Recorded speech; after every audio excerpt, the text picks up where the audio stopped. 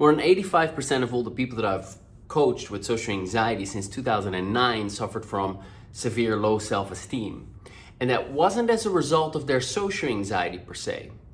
For the vast majority of people, low self-esteem is directly linked to how safe they feel sharing themselves with others, which makes total sense. Think about it. Self-esteem is basically your opinion of yourself, how much you value yourself, how much you respect and appreciate and feel worthy. And it's your self-worth, and it's your opinion of yourself and how much value you believe that you are. It's your attitude towards yourself, how you feel about you. So of course, self-esteem is usually linked to your level of social anxiety. Because if you feel bad about you, you easily anticipate others feeling that way towards you as well and treating you accordingly. And so you might more easily anticipate rejection or being treated like crap. And that is then easily perceived as a threat. And whenever there's a perception of threat, there's anxiety. Therefore, for most people, boosting your self-esteem is an essential strategy to lowering your social anxiety. And did you know that excellent self-care is a way to boost your self-esteem? And that poor self-care can actually lower your self-esteem significantly, even if it's normally high or healthy? I learned about this a long time ago from an online psychiatrist. He visited some dating programs, so this is like 20 years back or something that I checked this out. But his name is Dr. Paul Dobransky, and he created a system called Mind OS, where he synthesizes the different disciplines of psychology in order to teach personal development via diagrams. And one of the things that he taught there was that self-esteem is emotional energy, and it consists of two elements: well-being and confidence. And confidence he describes as a fatherly kind of energy. It's like, I can do it, I'm gonna get this done, I have trust in myself, I can make this happen. It's like an empowering kind of energy. And well-being is like a motherly kind of energy, which is more soothing. It's taking care of yourself, making sure that your needs are met. It's the motherly kind of energy. And he says that you need both of these in order to have a healthy self-esteem. And I agree, right? And I've experienced this in my life as well. And here's an example of that. Long time ago, I don't know, 7, 8 years, I don't know how long ago exactly, but I had a significant stressor in my life. I had trouble, couldn't see my daughter, had to go to court, and this was a very difficult, very, very stressful situation for me. I didn't know what was going on, but what was happening was I was feeling very perfectionistic, and I was snapping like this, and I was forgetting things. I have a conversation with a friend of mine, and after 20 seconds or something, I'm like, dude, just start over again. He was talking about some business concept because I just lost it. I can't focus anymore. I don't understand. I can't follow you. I was forgetting my motorbike key in my scooter the whole time. I was forgetting names, couldn't think of things, and super perfectionistic on edge. I'm like, what the hell is going on? And I reached out to my mentor, who's also a psychotherapist. And I said, I think I've got some perfectionism issue coming up, but I thought I dealt with it. But anyway, could we have a little session on it? And then David is his name.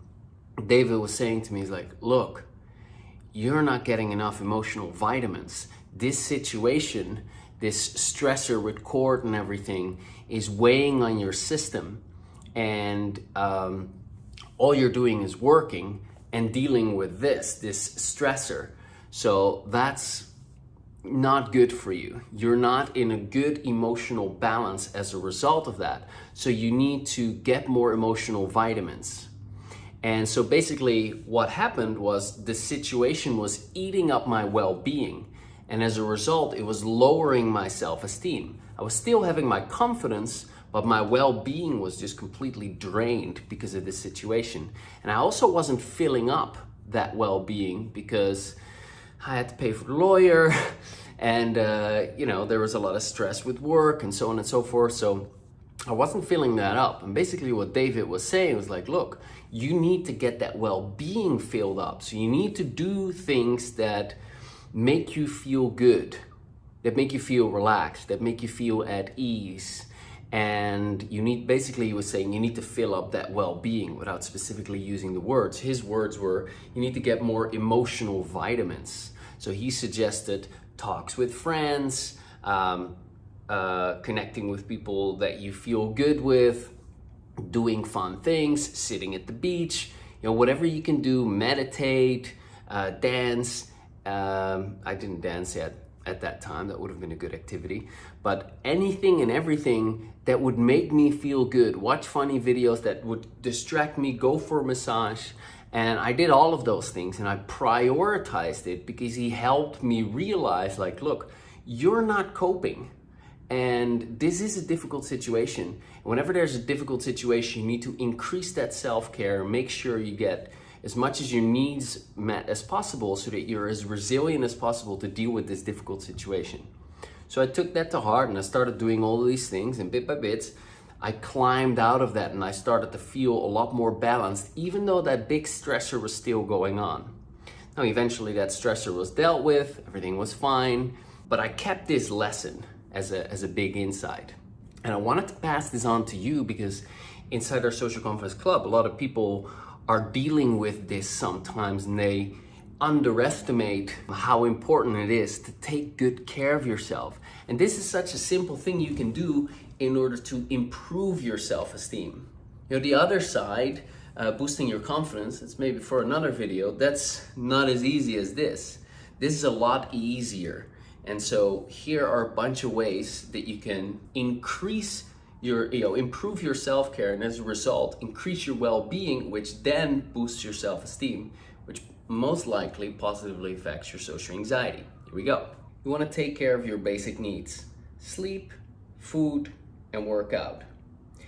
If you don't sleep well enough, everything is off. So that's very important. You can take naps during the day, 20-minute nap, to really rejuvenate you. Healthy food energizes your body, of course, and working out is great, really helpful. It releases feel-good chemicals called endorphins, and the body-mind is connected. So when you make your body feel good, you feel good. You have good feelings, and your thoughts are more likely to be on the more optimistic side. Here's just a quick list of things that I wrote down that you can do. Of course, this is up to you. Anything that makes you feel good. You read a book, get a massage, have a hot shower, have a bath with candles, play your favorite music, dance, watch a movie, go to the cinema, wear your comfiest clothing, watch funny videos, meditate. This teaches you to interrupt negative thinking, which damages your self-esteem, and it fosters your self-acceptance. You can walk in nature, call or go for coffee or lunch with a friend or a family member, stand in the sun for a minute while breathing deeply, go for therapy, do acceptance tapping, tap and breathe. Now, of course, this is not a conclusive list, but just to give you an idea, this is important. If you avoid proper self-care, you're depleting your self-worth, which affects your self-esteem, which affects your social anxiety. So take proper care of yourself and make it a priority. This is not a luxury. This is a necessity. Now, especially if you're feeling like, well, I'm too busy, I don't have time for this, I've got kids, I've got a career, I've got this and that. Especially if you're too busy, this is very important. You're at the risk of burning out eventually if you don't take enough time for yourself. And you have a boost in well-being and a boost in self-esteem to gain by doing this. It might be that you're suffering from lower self-esteem, which in turn causes you to not feel worthy and deserving automatically of doing this self-care and putting other people first and I come later. Make this a priority. It's gonna help you. When you empower yourself, when you grow your well-being, when you are higher on self-esteem, you can be of more help to others. So value yourself, make this a priority, and take great care for yourself so you can boost your self-esteem and hopefully, likely, reduce your social anxiety as well. Now, if you want to start with some excellent self-care right now, I suggest watching and tapping along with this video that I've recently created. It has a powerful tap along. All you do is simply follow along, do the tapping. Within 10 minutes, you're going to feel better. You're going to feel a bit better. You're going to get some relief because you're going to have a different perspective on how you see yourself and the challenge that you're dealing with.